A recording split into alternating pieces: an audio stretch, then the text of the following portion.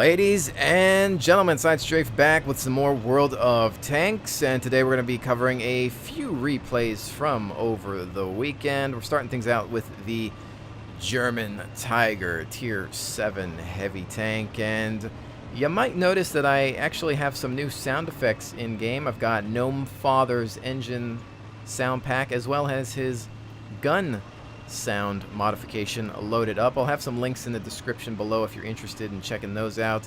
They really add some great detail to the sounds within this game, because that is the one thing that Wargaming has always failed to perfect within this title.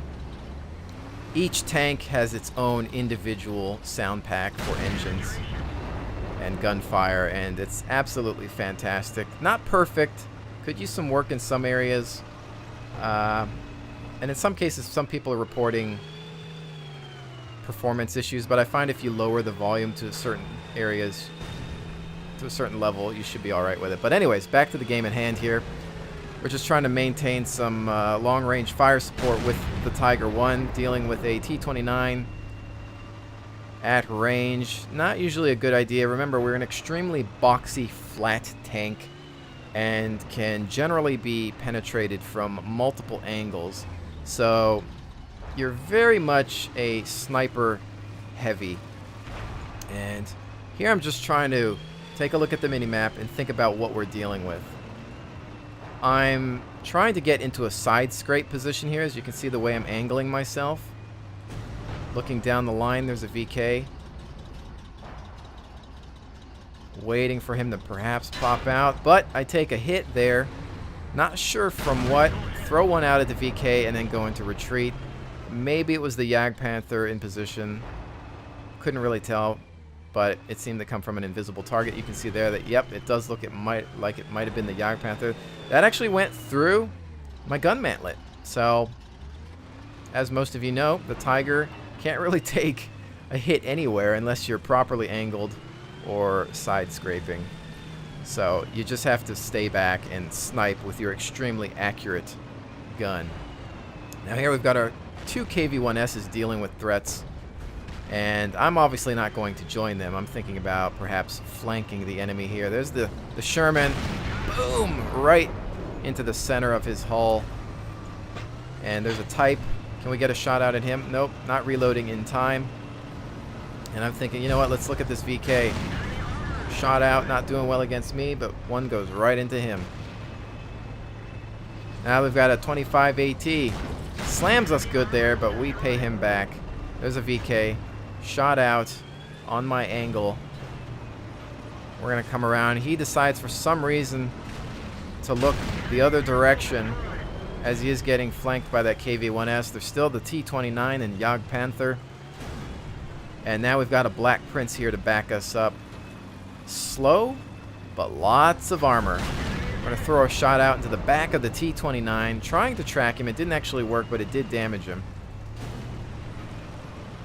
I'm thinking, you know what? Typical tactic would be to play the peekaboo game and just try to engage him, but we know that he has an insanely effective turret. You don't want to deal with most American tanks in hull-down positions. They are known for turret armor, and the T-29 is a prime example of that. So, you know what? I say I'm going to take some extra time to flank while the Black Prince engages in a slugfest. Because the Black Prince has lots of armor, and that's what he's built to do. Brawl. Jagdpanther not expecting me on this flank here. It's going to be tough for him to turn around. He's got no turret, and he's done. Black Prince actually finishing him off. Now we have the T-29 who has his front towards us, interestingly enough, which might have been a good idea, but there's another shot right into a prime weak spot, that machine gun at the front of the hull. It looked like we were going to lose the city, but the Black Prince and I managed to bring it back. There it is. So now we're just worried about the rest. It's 10-9 in regards to score. There's an AT-2. We know he's got some stubborn armor. Weak 6-pounder gun, but he's got that rate of fire. I was a little overconfident at this point. As you see, I'm about to take some damage, and I start to get a little worried about that. We're already near half, and quite a few left. Taking some more smacks. I didn't actually see where that one came from. see the shots just continuing to ring in. There's another one. Ow, 2 right there in succession.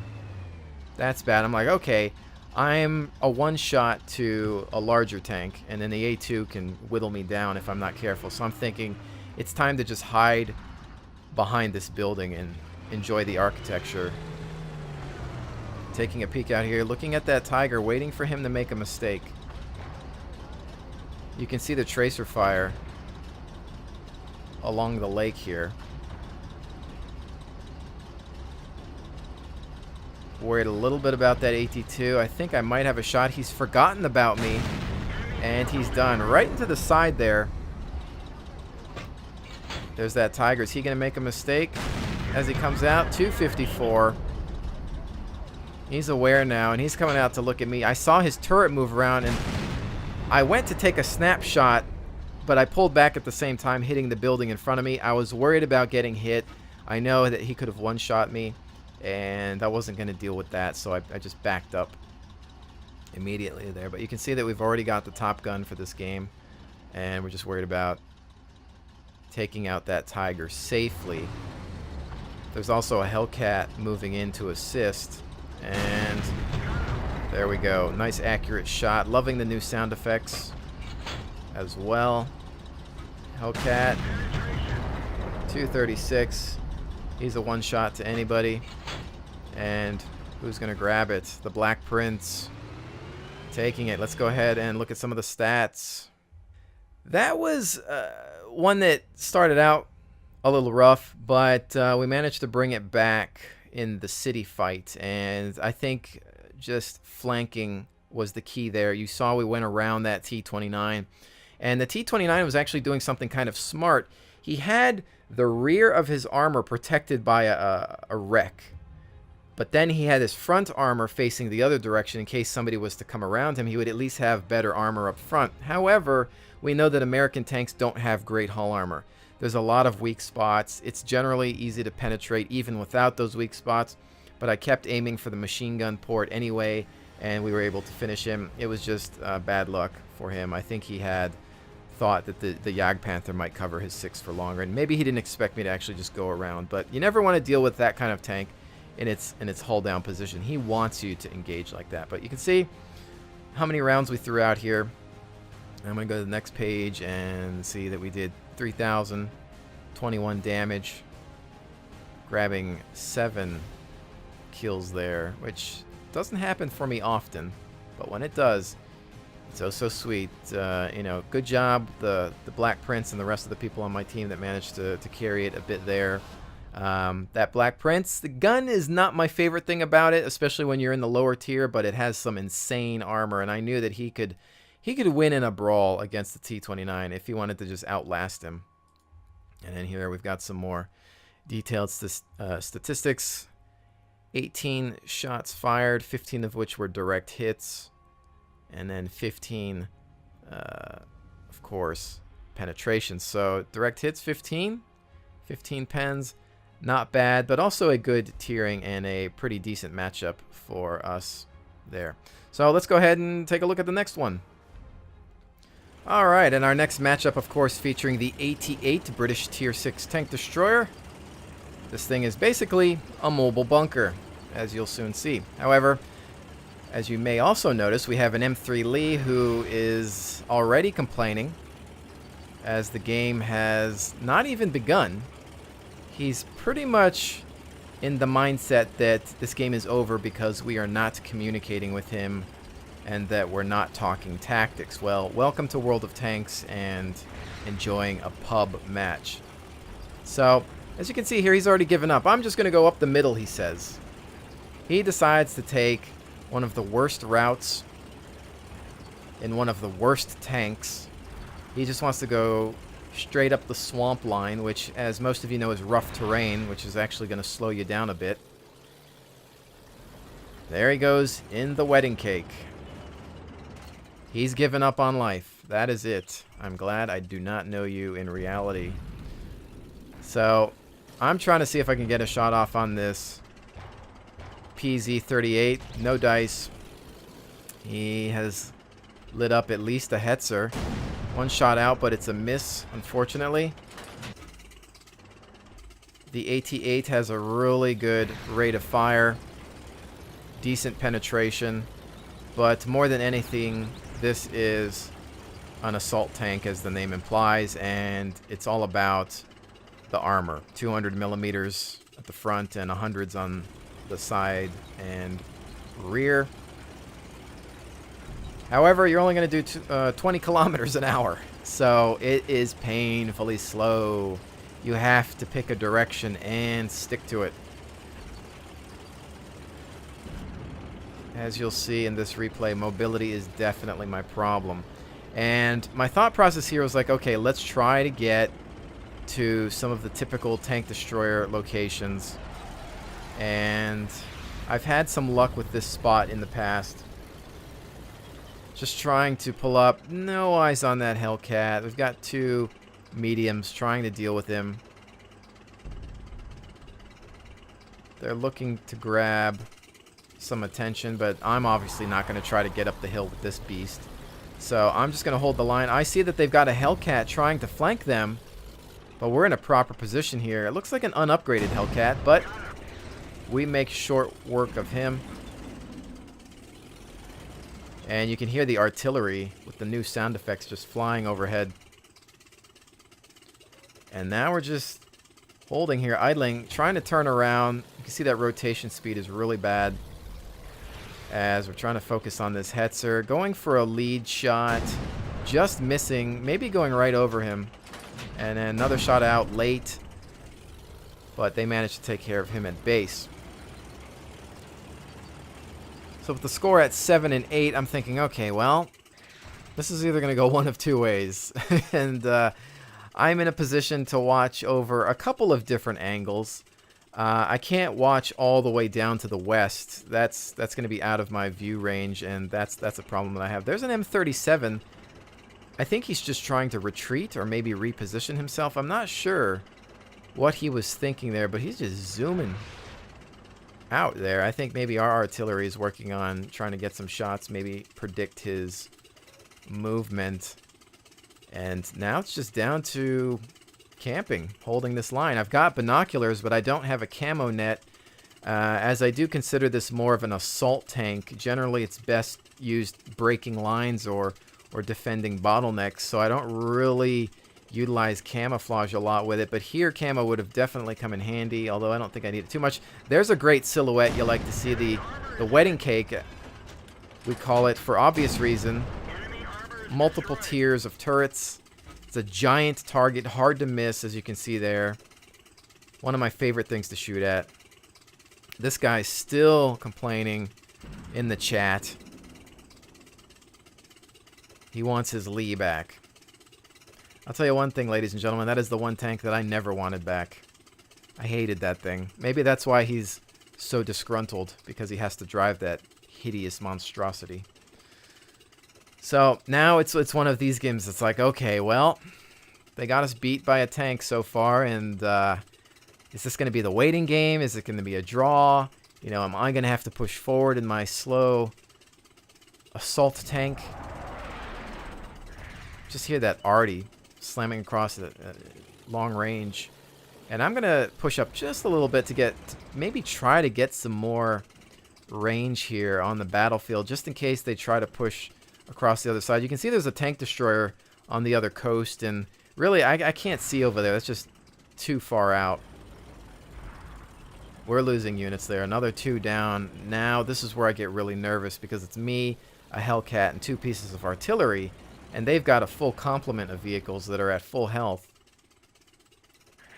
So I'm thinking, I mean, this is just over. This is a bad game. The guy in the Lee is just gonna be right, and we're gonna lose this. And if anything, you hate to see that. You know, when somebody on your team thinks that your team is gonna lose and has a bad attitude, you really want to prove them wrong. But maybe here's a chance to do that. There's an M4 who, for some reason, thought it would be a good idea to just drive out in the middle of the open. He's already at half health. They put another round into him, which also takes his track. Done, right into the side. And there's the M37 artillery piece. What is he thinking? Driving out there, we lead the target. smashing his face in. I'm not sure what the thought process was there. I don't know what possessed those vehicles to move out into the open like that. I've replayed it in my head, and I can't figure it out. Maybe they thought, you know what? Let's just go scout and take these guys out. We've got this game. I'm not sure what happened there. So I'm thinking, okay, well, there's no way the rest of the team is that stupid. So there, and I'm like, wait a second. Hold that thought. KV2, full health, decides, hey, I'm going to run out in the middle of the field here. But I've got rate of fire. And remember when I spoke about alpha damage versus rate of fire? Here's where rate of fire is king. Because I can continue to track him, damage, track, damage, track, damage, or track and damage, depending on where you manage to hit and what type of tank you're dealing with. KV2 knows he's getting hit from the side, but it just doesn't matter because he can't see me. I'm invisible. Shot out. Another one just went a little low there. Was trying to go for that center. Boom. Done. Again, what possessed him to move out there by himself? What possessed him to move out there as the third tank? Why didn't they all move? If they were going to do the charge, at least everybody do it at the same time. But they did it almost one by one, single file, and then the KV2 showed up late. It's like somebody said, all right, let's just all charge, and they just did it at different speeds. They obviously didn't get the memo on how to properly take care of that. And then behind me, we can see we've actually got the Sturmpanzer moving up and getting a position here to perhaps get some more angles on targets. And then in the back, we've got the M37. So it's just me and Artie. And now I'm thinking, okay, there can't possibly be any more idiots on their team. I have to do something. Well, what am I going to have to do? So I'm kind of, you can see that I'm moving around here. I'm getting a little antsy. I'm thinking, 5 minutes left. Now it's just me and Artie, which means it's always up to me to do something. What am I going to do? I'm so slow. I either have to attack their base and try to light them up, or they're going to attack our base, and I'm going to have to try to get back there. So this period of time here, it's just me thinking. It was really difficult for me because I felt like this game for me personally was going pretty well. And I didn't want to muck it up, so I didn't want to make the wrong decision. And I felt that with that grill still up on their team and a tank destroyer, it was going to be really hard for me to press their defenses. So I'm still just kind of waiting a little bit longer to see if they mess up. I'm waiting to see if they're going to make a movement, because I don't want to be the one to attack. Even though I've got a lot of armor, I do have some critical weak spots. The cupola here and these machine guns on the top of this vehicle are weak. And everybody knows it, and most people generally aim for that. However, there's now an enemy TD at our base, and I'm flipping around here. I have no choice but to head back. We lose... Actually, we take out the Su-85 via the M37. But he's moving in and gets destroyed in the process. Now it's up to me. I say here in the chat, I'm super slow, but here goes. And I'm thinking, am I even going to be able to spot in time? You know, how many of them drove back? Did all 3 of them drive over there to cap? I mean, if it's more than 1, then yeah, you can see this thing is at least 2 tanks, I believe, capping at this speed. I'm like, oh man, we're going to lose to a capture. And luckily enough, we managed to spot. I'm holding position here, aiming. KV1, there's another smack. I'm thinking, okay, now we need to hit the other guy to stop his cap. Boom. Done. So we've reset the cap. Shots in. There's armor bouncing. Another one out. Amazing rate of fire here by the AT-8. You can see there where the shots are bouncing. We've taken a pen there, though, from one angle. Might have been the artillery. Not sure. They do have high ground on me, so it could be coming in from an angle. Now there's the KV-1. And at this point, I do not have gun elevation, so I have to move to a good position here. Shot to the side, but it's bouncing. I really don't have a good angle on him. I'm getting hit by this grill, and at this point, I'm just panicking, so I forget to heal my loader. I have a health pack. I forget to use it because I'm in a panic state now. Shots bouncing off my armor. I don't know that the KV-1 knows where to aim. Still bouncing shots. Rounds coming in from the Sturmpanzer. I'm just trying to fire in on him. Hopefully trying to get to that hull. There's another shot in. I'm taking some damage now. This isn't looking good. Shot to the center hull of the KV-1, aiming for his weak spot, hopefully trying to get that driver hatch. I'm bouncing left and right here. I've gone through a couple premium rounds. Shots at bouncing off of that annoying front of the KV. He's just running into me, and I'm saved by the grill, but perhaps taking a little bit of splash damage there. He manages to finish off the KV-1. I'm also tracked. I'm freaking out at this point. Like, oh my goodness. You can see the amount of shots that have bounced off of my insane frontal armor. But you can see the ones that have hit from perhaps artillery or elevated firing positions. The grill is still trying to open up on me. And I'm like, okay, we only got 1:45 left. I don't even think we have time to cap. Yeah, I can't make it to their base in time. I only do 20 kph. This is ridiculous. So is it going to be a draw? I'm looking at my arty. Well, he's kind of moving back. Maybe he can cap. I just don't think there's enough time. And I'm saying in chat, way too slow, but there's the grill. Right off. I'm like, oh no, I'm a one-shot. It's over. It is over. Oh, and somehow I survive. A reaction shot goes out, does nothing. I'm freaking out here. Boom. Sets him on fire. And he's done. Oh my goodness for the Top Gun. Let's take a look at the stats. Oh, that one was just a bag of crazy. Even watching the replay has me on edge. I mean, it was just intense. There was a lot of time there where I wasn't sure of what to do. Did I need to go hit their base? Did I need to just stay put? Did I need to go back and defend? And luckily enough, for the most part, I was dealing with a bad enemy force. They made some critical mistakes.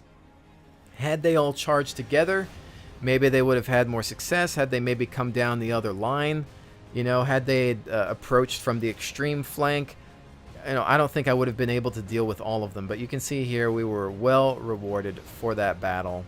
Lots of damage and assistance out there. And taking a look at the next page, you can see we did 2,355 total damage for 6 kills in the Top Gun. The Sturmpanzer, the artillery in general, just doing a decent job towards the end there. The Sturmpanzer obviously helped me out. He took the KV-1. I just kept bouncing. I'd gone through some premium shells to help grab him, but that's what the KV-1 is about. It does have some annoying frontal armor at times. And the AT-8 can have some issues with tanks, although generally it has good penetration there. So we've got 31 shots fired, 24 of which were direct hits, 19 penetrations, and potential damage received, 3,270. We got 2 enemies spotted.